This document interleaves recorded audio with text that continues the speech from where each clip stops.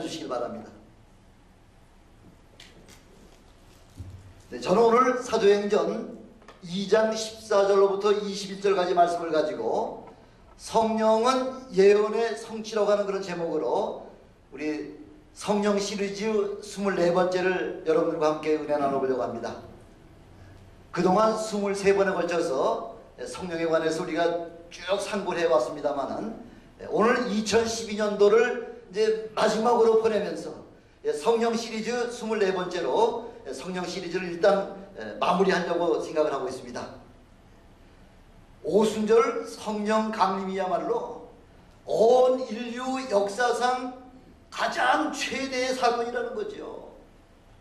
왜 이 오순절 성령 강림 사건이야말로 우리 하나님께서 온 인류에게 베풀으실 하나님의 엄청난 은혜를 준비하시기 위하여 우리 하나님께서는 창세전부터 이미 예비해 놓으셨던 것을 이제 마지막 때가 되네 우리 하나님께서 예수 그리스도를 이 땅에 보내주시고 예수님의 모든 사역을 마무리하게 하시고 죽으시고 승천하시고 난 다음에 그 다음에 이제 마지막으로 하나님께서 우리 각 사람에게 하나님의 성령을 부어주심으로 말미암아 하나님과 교통하는 관계, 하나님과 하나 되는 관계를 이루어 주시기 위하여 마가의 오순절, 마가의 다락방의 그 성령의 역사가 임하시기 시작했다는 거죠.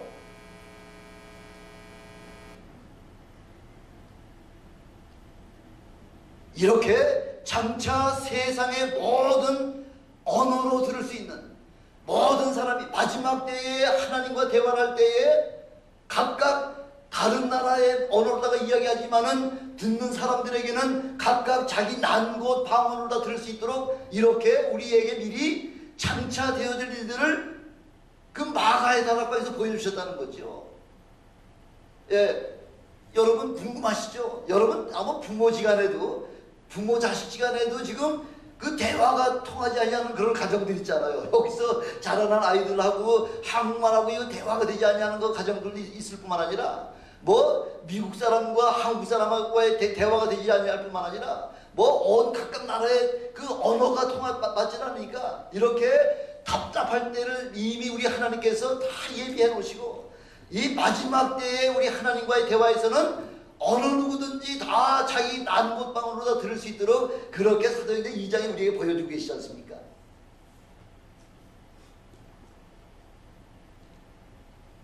죄가 세상에 들어오면서부터 죄악이 점점 더 관영해지죠. 예, 죄가 처음부터 커진 게 아니라 처음부터는 이 바늘과 같은 작은 그 죄가 우리 사람에게 일단 들어오기만 하면 그 죄가 점점 더 커져가지고 나중에는 바늘도둑이 소도둑이 될 정도로 이렇게 죄악의 근성이라고 악의 근성이라고 하는 것은 점점 시간이 가고 점점 더 그 횟수가 거듭할수록 점점 더 죄악이 커지고 관영해진다고 하는 것이 바로 죄악의 속성이라는 거죠.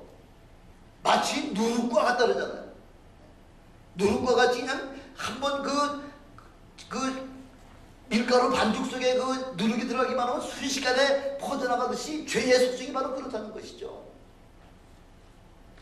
그래서 죄가 세상에 들어오면서 사람들에게 뭐가 다시 어떤 사건이 일어나기 시작했느냐 하면은 성과 대를 저 하늘까지 쌓아서 그곳에 가서 어떻게 하겠다는 거예요?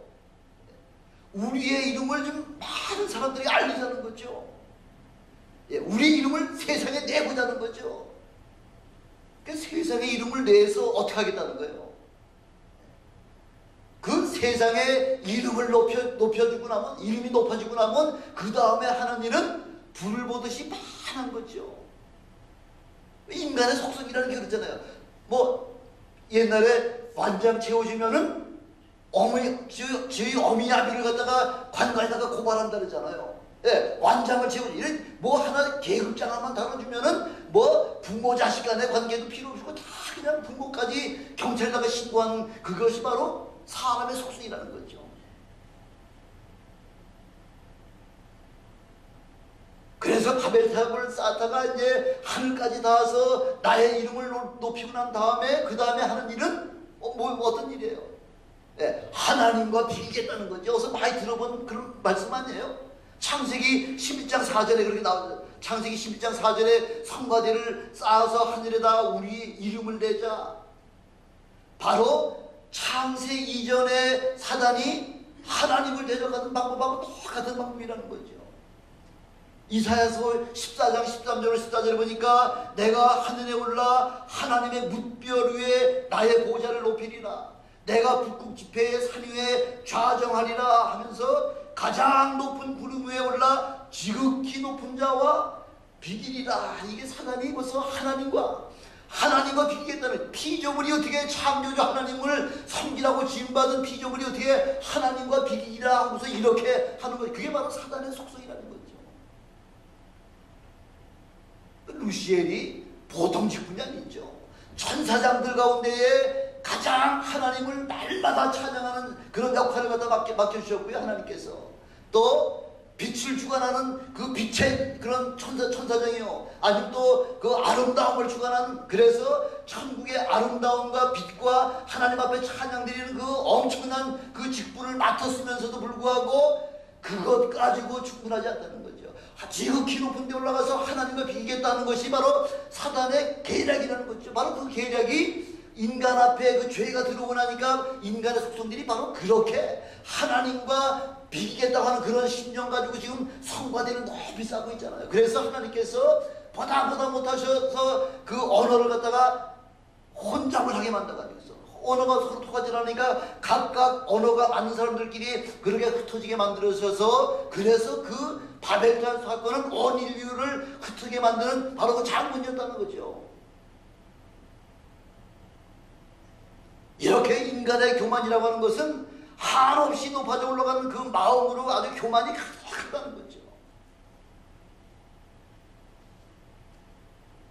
그 혼잡한 그 언어가, 그 사도행전 2장의 마가의 다락방 사건은 그 바벨탑 사건으로 인하여 그 언어가 흩어졌던 그 사건이 바로 그 마가의 다락방 사건에서 비로소 그 언어가 하나님과 우리와의 대화에서 언어가 하나로 방언을 통해서 그 당시에 그 예루살렘의 올소 오순절을 맞이해서 하나님 앞에 예배드리려고 전 세계에 흩어졌던 이스라엘 디아스포라들, 흩어졌던 그 이민자들이 다 지금 예루살렘에 모여 있을 때 그 대략 계산해 보니까 15개 나라 이상에서 그 온 나라의 그 이스라엘 백성들이, 그 사도들이 120문도가 하나님 앞에 방언으로 기도할 때에 각각 자기 난 곳 방언으로다가 들었다, 이렇게 말씀하고 있잖아요.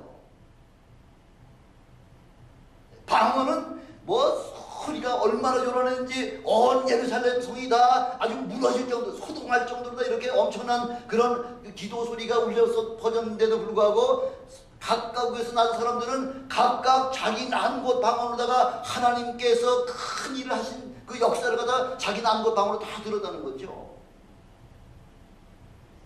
이렇게 모든 족속들이 이 방언의 은사를 통해서 하나님과 대화할 수 있는 그 통로를 비로소 열어주셨다는 것입니다.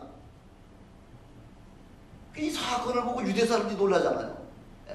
어떤 사람은, 경건한 사람들은 놀라지만은 또 경건치 못한 사람들은 저 사람이 아침 세술에 취했다고 해서 이렇게 이야기하고 있지 않습니까? 그러니까 사도 바울이 지금 베드로가 지금 뭐라고 이야기합니까? 15절에 보니까 때가 제3신이, 30은 몇이라는 얘기예요? 9시라는 얘기죠. 이스라엘 시에서는 항상 6을 플러스 해야지만 우리 시간하고 맞잖아요. 제3신 아침 9시라는 거죠. 아침 9시에 무슨 술을 먹고서 그렇게 술정을 하느냐 하고서 지금 술 취하는 것이 아니라는 거죠. 사도 바울이, 베드로가 이렇게 그 방언에 대해서 이야기를 하면서 요엘서 2장 28절로 32절까지 말씀을 가지고 인용해가지고 지금 사도 바울이, 베드로가 지금 설교를 하고 있는 거죠.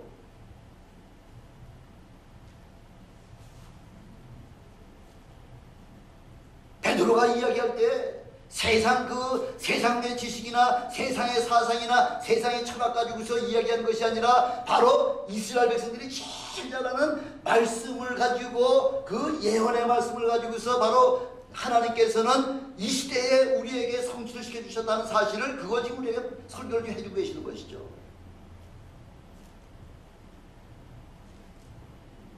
예언의 성취. 이 예언의 성취는 온 인류가 그렇게 기다리던 바로 하나님의 그 엄청난 구원의 역사가 바로 이 오순절 마가의 다락방 사건을 통해서 모든 사람들에게 깨달아질 수 있도록 그렇게 우리 하나님께서 역사해 주셨다는 것이죠.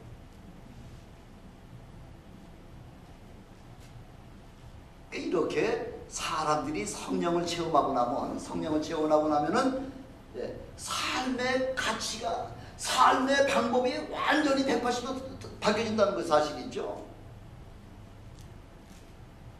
전에까지만 해도 나의 이익과 높은 자리를 차지하려고 하는 그 이기적인 생각뿐만 아니라 죽음을 두려워하던 그런 마음들이 성령을 체험하고 나니까 비로소 나의 이익이 아니라 이제는 남을 위해서 헌신하며 살아갈 수 있는 그런 마음으로다가 그렇게 180도 그 인생이 바뀌기 시작했다는 거죠.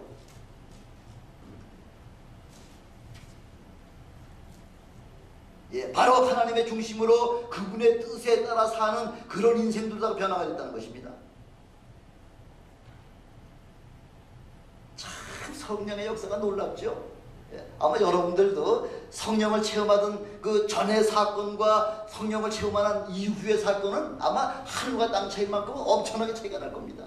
저 바로 이 앞에 지금 서 있는 저를 통해서도 지난 32년 동안에 그 뒤를 한번 연말에 설교를 준비하면서 또 지난 1년간을 뒤돌아보면서 저의 과거 지금 32년을 돌아보니까 제가 참 놀길 좋아하거든요. 친구들과 더불어 같이 교제하고 먹고 마시고 놀고 하는 일에 참 남한테 뒤떨어지지 않을 정도로 이렇게 참 그렇게 좋아하던 제가 어느 순간 32년 전 어느 순간에 성령을 체험하고 나니까 이 세상의 즐거움 낙이라고 하는 이 모든 것들을 다 어느 순간에 하나하나 다 끊어버리고요. 교회와 직장과 집과 선교와 성경 공부와 이런 학교에 공부하는 것 이거 이외에는 다른 일로서는 시간을 쓰지 아니었던 그런 지난 32년의 그런 제 자신을 갖다가 뒤돌아보게 되었다고 하는 사실이죠.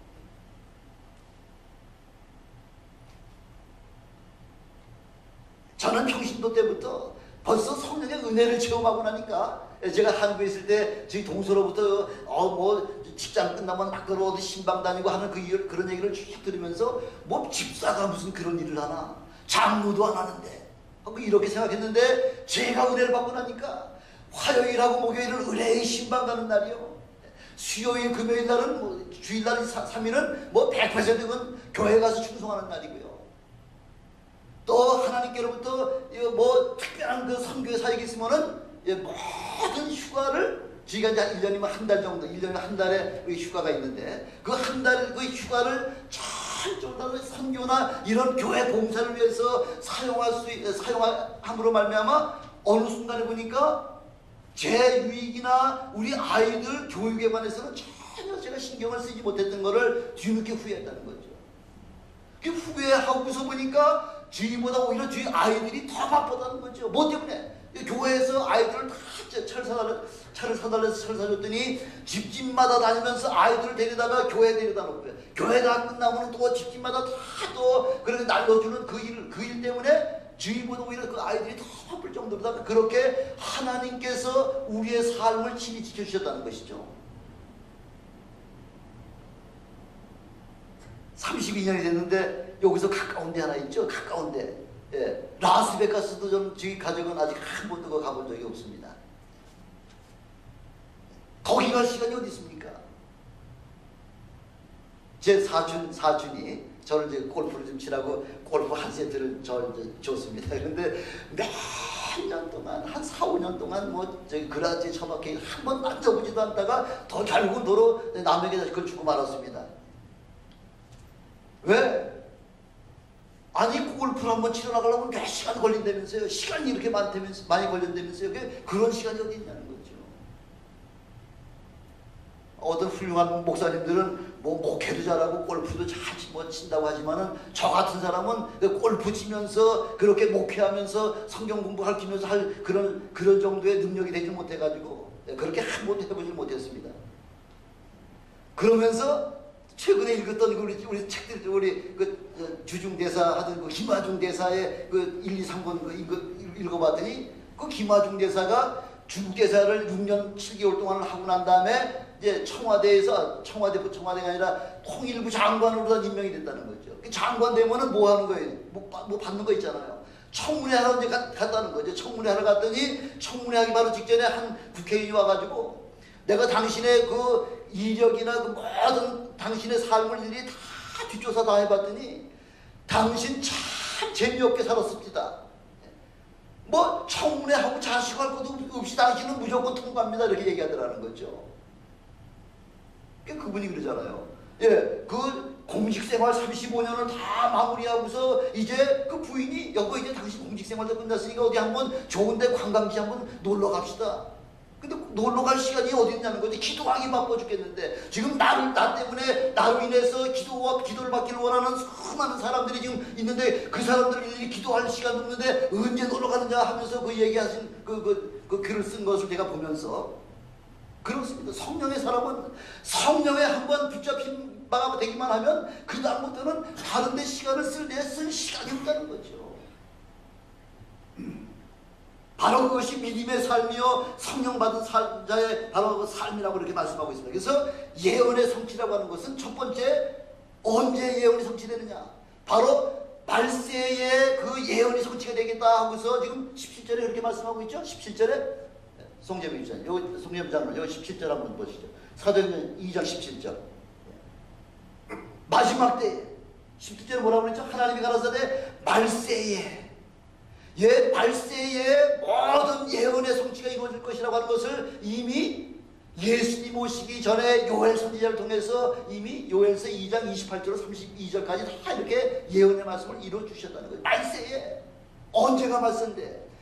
말세는 예수님이 2000년 전 태어나신 바로 그 순간부터가 말세예요. 17절에 보니까 하나님이 가라사대 말세에 내 영으로 모든 육체에 부어주리니 너희 자녀들은 예언할 것이요 너의 젊은이들은 환상을 보고 너희의 늙은이들은 꿈을 꾸리라. 그때에 내가 내 영으로 내 남종과 여종들에게 부어주리니 저희가 예언할 것이요 하고 이렇게 말씀하고 있죠. 예언할 것이요.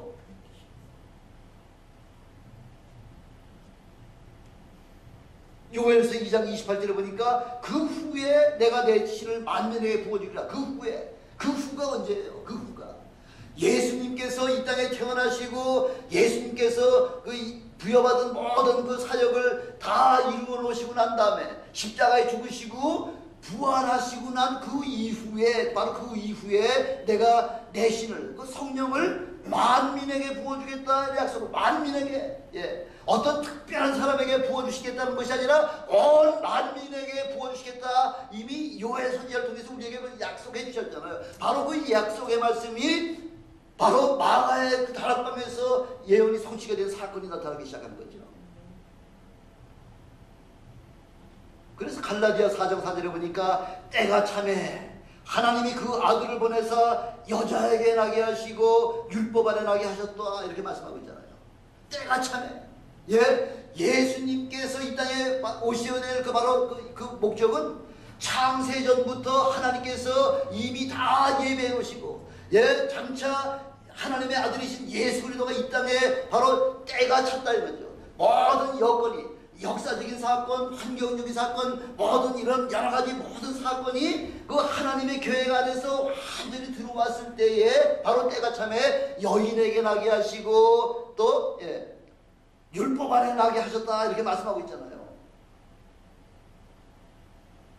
그 지금은 그럼 2000년 전 예수님이 태어나실 때가 말세라고 할 것 같으면 지금은 어떤 때예요? 지금은 말세의 지말이라는 거죠. 말세 중에서도 가장 마지막 지점에 지금 하나님께서 여러분들을 하나님 앞으로 불러주신 거죠.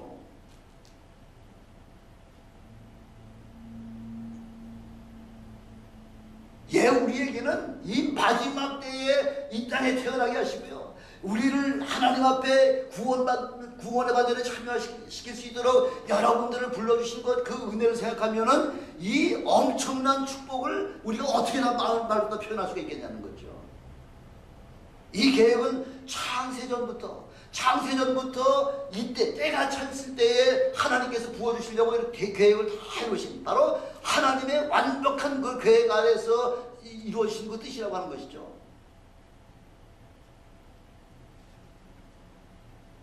저는 하나님의 모든 계획의 대단원의 그 막에서 여러분들이 주역의 역할, 주연 역할을 감당하시는 여러분이 되시길 주님으로 축원합니다.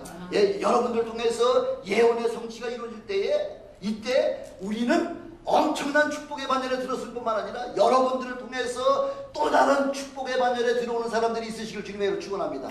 예, 두 번째 예언의 성취가 말세에 있을 뿐만 아니라 17절에 보니까 17절 다시 한번 보면요. 10절에 보니까 모든 육체에 부어주시겠다는 말씀, 모든 육체 17절에 모든 육체에 부어주시겠다는 말씀하고 있잖아요. 이 모든 육체가 참 이게 축복이라는 거죠.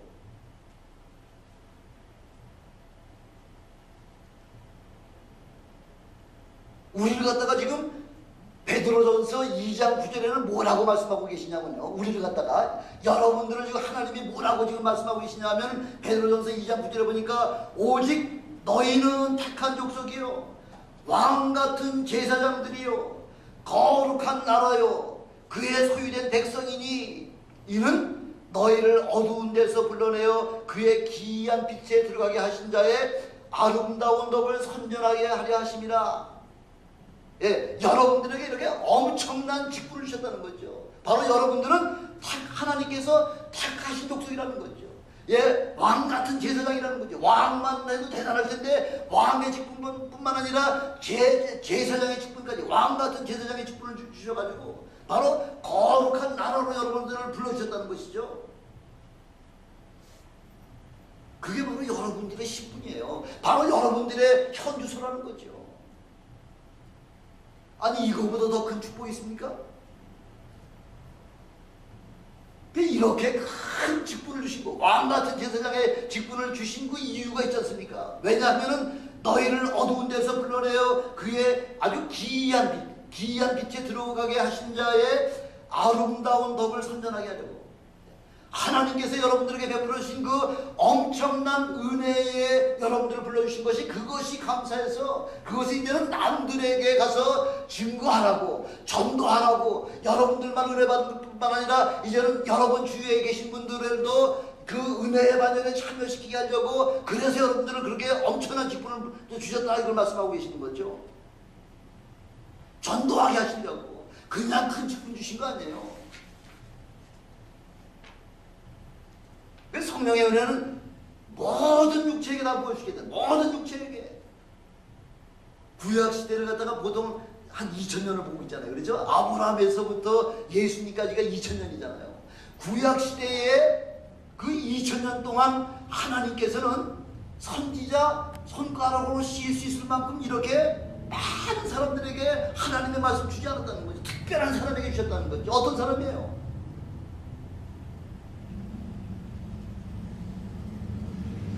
그 몇 사람들에게 주신 그것도 우리는 흔히들 이야기하죠. 예? 그 몇 사람에게 주신 은혜도 마치 어떤 모양으로 주셨어요? 어떤 모양으로 성령을 옷 입는 것 같이.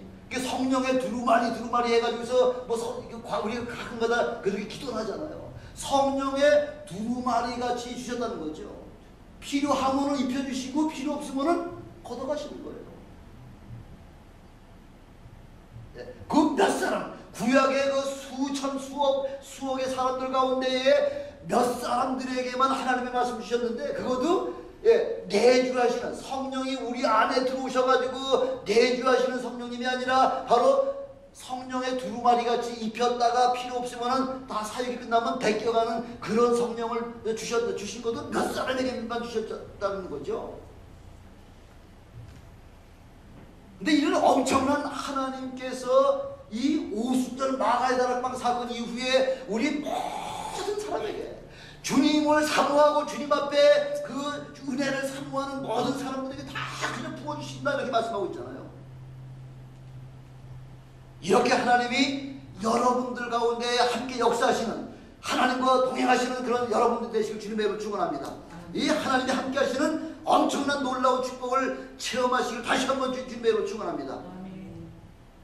우리 교회 우리 성도로 계시던 우리 김달준 집사님, 그분이 좀 특별한 데가 있잖아요. 부시 대통령에게 편지를 해가지고 나를 이 미국 땅에 오게 하시고 나를 이렇게 좋은 직장을 잡게 해주신 이 미국 정부가 참 감사합니다 해가지고 부시 대통령한테 편지하고요. 또 영국의 엘리자베스 여왕한테 편지하고요. 한국의 김대중 대통령한테 편지해가지고서 그분들로부터 다 답장 받았잖아요. 스카프도 받고 뭐 선물도 시계도 받고 뭐 넥타이도 받고 이래가지고서요. 그래서 그 집에 가면은 부시 대통령이 보내온 땡큐 레터예요. 땡큐.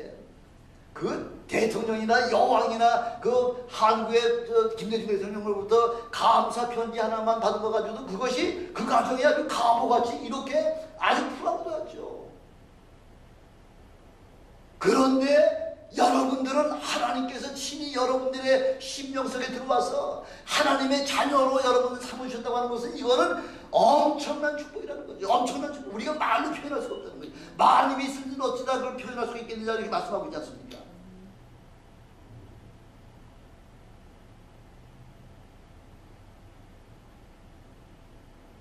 이것은 세상에 아무로 똑똑한 세상 지식이 많은 사람이라고 하더라도 그 하나님의 성령의 그 참 뜻은 깨달을 수가 없다는 거죠. 하나님의 마음을 깨달을 수가 없다는 거죠.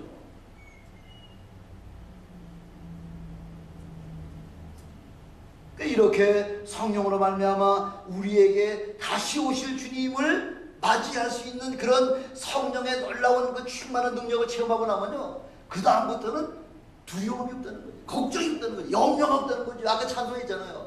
왜 기도하면 다 하나님이 응답해 주시는 거 왜 알면서 염려하느냐, 근심하느냐, 걱정하느냐. 아까 우리 찬양에서 이렇게 우리 찬양을 불렀잖아요. 바로 주님께서, 성령께서 여러분 심령 속에 들어와 계시는데 아이고 마지막 때에 어떻게 하면 도망가나? 도망가봤자 어디까지 도망가겠어요? 마지막 때 음식 좀 준비해봤자 며칠 견딜 수 있는 음식을 준비하겠습니까? 소용없다는 거죠. 뛰어봤자 그 많은 거예요. 지금 여러분 전화기만 가지고 있어서도 여러분 지금 딱 한 번만 치기만 하면 어디가 있는지 다 아는데요. 여러분 소셜시티 딱 치면은 지금 어디에가 있다고 하는 이거 1440 이스트 산타크라라에 와 계시다는 거 다 여러분 셀룰라폰만 가지고 있어도 다 알 수 있잖아요. 그래서 도망가봤자 어디로 도망가겠어요? 여러분 뭐 음식 좀 원래 좀 준비해놓고 1년치를 준비할 겁니까? 2년치를 준비할 겁니까? 필요 없다는 거죠. 하나님께서 믿음 안에 들어온 모든 사람들은 하나님께서 피할 길도 주시고요. 하나님께서 여러분들을 구원할 모든 구원의 길을 염려 다 이렇게 말씀하고 계시는 거죠. 그저께 유튜브로다가 뭘 하나 봤더니 인도 오리사 지방에 지금 신흥 모슬렘 세력이 참, 인도가 원래 무슨 지역이에요? 힌두교잖아요, 힌두교. 근데 모슬렘들이 자꾸 그 인도 오리사 지방으로 다 들어오면서 거기에 있는 그 힌두교들과 자꾸 분쟁이 일어난다는 사건이 일어났다는 거죠. 또 그렇게 쥐들끼리 싸우다가 쥐들끼리 죽든지 말든지 하면 되는데 애매하게 기독교인들이 희생제물이 됐다는 거죠. 그놈들이 와가지고 기독교인들 집을 600채에다가 방관하고요. 100명의 사람들을 갖다가 때려서 죽이고 목을 잘라서 참수해서 죽이고 해가지고서 그 100여 명을 죽이고 한 14살 먹은 그 여자 소녀의 그 아버지, 어머니, 오빠, 언니를 갖다 차례로 그 보는 앞에서 다 죽이고 난 다음에 그 다음에 그 14살 먹은 그 아이에게 그냥 그 수십 명이 그냥 집단으로다가 성폭행을 해가지고서 그렇게 막 진창으로다가 만들어 놓고 난 다음에 휘발유를 확 뿌렸다는 거죠. 그래가지고서 불을 놨는데 불이 막 타가지고 한 반쯤 탔는데 선교사가 쫓아 뛰어들어가지고서 그 소녀를 이제 구해냈다는 거죠. 그러면서 선교사가 물어봤다는 거예요. 그 소녀에게, 14살 먹은 소녀에게. 너 그래도 예수가 좋으냐? 그랬더니 이 소녀, 14살 먹은 소녀가 하는 말이 뭐냐면요. 이제 예수님께서 십자가에 달려 고통받던 그 고통을 조금은 알 것 같아요. 그러면서 죽었다는 거죠. 예수가 무엇이간데? 예수의 그 은혜가 무엇이고 예수님의 그 복음이 뭔데 이렇게 엄청난 고난과 온 가족이 다 그렇게 죽음이 당하고 그렇게 뭐 아주 온갖 아주 그 참 인생을 다 망쳐버리고 마침내는 그 휘발유다가 불태워가지고 죽이는 그 죽는 순간 전까지도 이제는 예수님의 그 십자가 고난을 조금은 이해할 수 있을 것 같아요. 여러분 그렇게 그런 신앙 고백을 여러분 할 수 있겠습니까? 이렇게 성령의 능력을 체험하면요 모든 고난과 죽음까지도 넉넉히 이길 수 있는 그런 힘을 우리 하나님이 성령 하나님 주신다는 거죠. 두 번째 우리 하나님께서는요 여러분들을 통해서 어떤 은혜 주시냐면은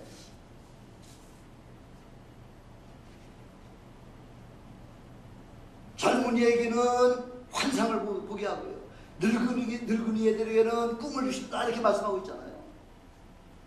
젊은 사람들은 뭐 그런 데도 괜찮지만은 나이 드신 그 어르신들은 나이가 들수록 참 외롭죠. 참 어렵죠.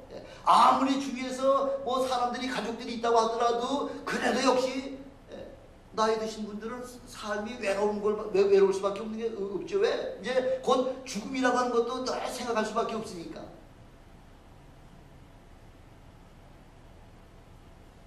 그러나 성령이 여러분들에게 임하시면 성령이 바로 여러분들에게 소망을 주신다는 거죠.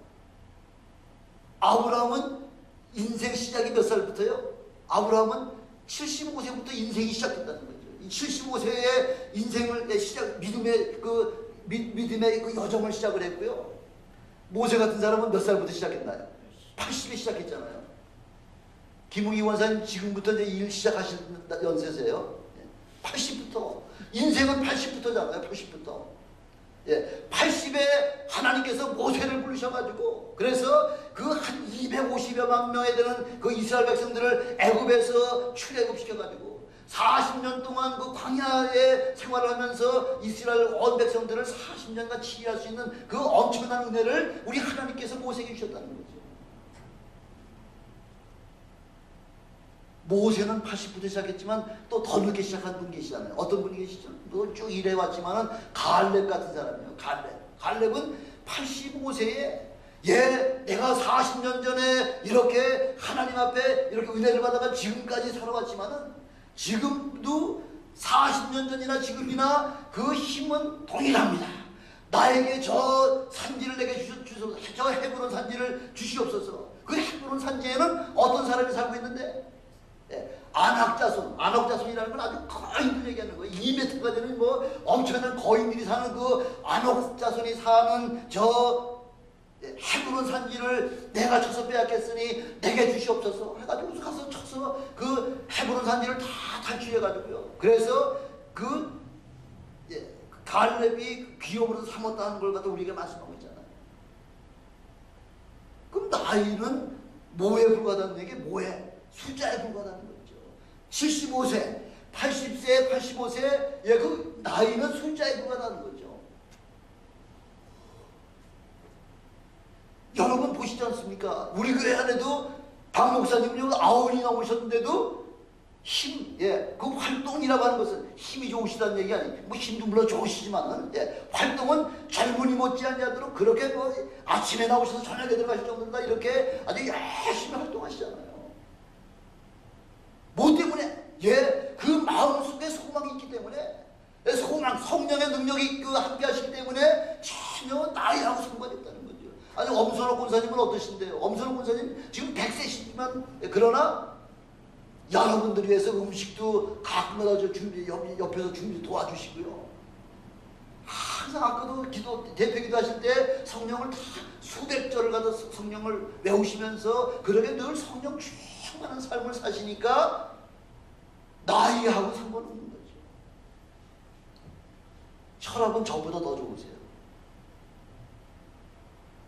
왜? 이렇게 성령이 충만하시면 하나님께서 여러분들의 그 모든 삶을 그분께서 지켜주신다는 거예요. 성령 하나님께서.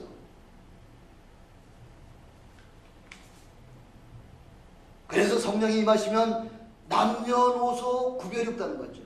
하나님께 모든 사람, 은혜 받은 사람은 하나님 앞에 충성하지 않냐고는 견디지 못하는데, 좀이 쑤셔가지고서 견디지 못하는데, 내가 받은 은혜 남한테 좀 전해주고 싶어가지고서 견디지 못하는 것이 바로 성령 충만한 사람들의 삶이라는 거죠.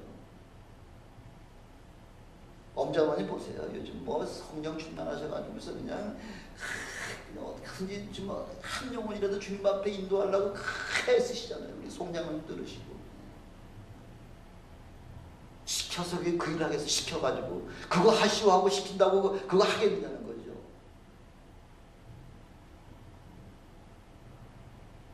근데 지금 성령의 은혜를 체험하지 못하는 제일 큰 그 원인 중에 하나가 성령을 자꾸 나 같은 게 뭘 하겠어 하고서 성령을 자꾸 제한한다는 거죠. 예, 성령은 제한할 필요가 없다는, 남녀노소 할 것 없이 모든 자에게 하나님께서 베풀어 주신다고 우리에게 약속해 주고 계시잖아요. 성령을 체험하고 나면은 병 낫는 거, 부자 되고 그 다음에 높은 자리에 차지하는 이게 출세가 문제가 아니라는 거죠. 그런 것들도 물론 우리 하나님께서 해결해 주시겠지만 그거보다 더 큰 저 소망이 천국에 있는데, 소망이 천국에 있는데 이 세상 것이 눈에 들어오겠습니까? 그런 것과 비교할 수 없는 그 위대한 하나님과 동행하는 삶으로 여러분 변화되는 그런 축복을 얻으시길 다시 한번 주님의 축원합니다. 19절에 보니까 뭐라고 지금 나와 있죠? 19절에 보니까 또 내가 위로 하늘에서 기사와 아래로 땅에서 징조를 베풀리니, 하늘과 땅에서 아주 양방향에서 여러분들에게 기사와 이런 여러가지 능력을 보여주시겠다는 것이죠. 20절에 보니까 주의 크고 영화로운 날이 이르기 전에, 주님 재림하시기 전에 여러분들에게 바로 해가 변하여 어두워지고 달이 변하여 피가 되게 하는, 바로 다른 말은 뭐예요? 해가 총담같이 검어지고 달빛이 핏빛같이 변하는 때가 온다는 거죠. 제가 지난번에 아마 설교를 좀 했더니, 그래서 날짜까지 제가 정확하게 2015년 9월 그 며칠서부터 며칠까지가 이제 그 개기일식하고 개기월식이 동시에 일어나는 그 사건을 이야기를 했는데, 혹 어떤 분은 그 사이에 예수님이 재림하신다 하고 이렇게 언더스탠드 하신 분이 만약 계시다면, 그건 제가 그런 것이 아니고, 마지막 때에 되어질 일들이 예언이 여러 가지가 있죠. 모든 족속이 다 저들에게 복음 말씀 전파해야 되고요. 전쟁과 전쟁도 일어나고요. 지진이 일어나야 되고요. 예, 그 다음에 그 666 그 표도 다 받아야 되고요. 예, 또 그 천체에서는 해가 총담같이 검어지고 달이 핏빛같이 이렇게 붉어지는 그 사건도 이런 모든 그 이스라엘 백성 각 지파별로 12,000명씩 14만 4천, 이 모든 것들이 한꺼번에 다 이루어질 때에 요거까지 이루어졌는데 요거까지 다 이루어졌다. 그럼 그거까지 곧 이루어져야 되고, 모든 성경에 예언된 모든 말씀이 한 가지도 빠짐없이 다 이루어질 때 주님 오시는 거예요. 그래서 주님께서, 제가 지난번에 말씀드리잖아요. 십자가 후에서 이제 1, 2분 있으면은 꼴깍하고 이제 돌아가시는 거예요. 1, 2분만 있으면 꼴깍하고. 예. 근데 주님께서 뭐라고 말씀하세요? 내가 목마르다.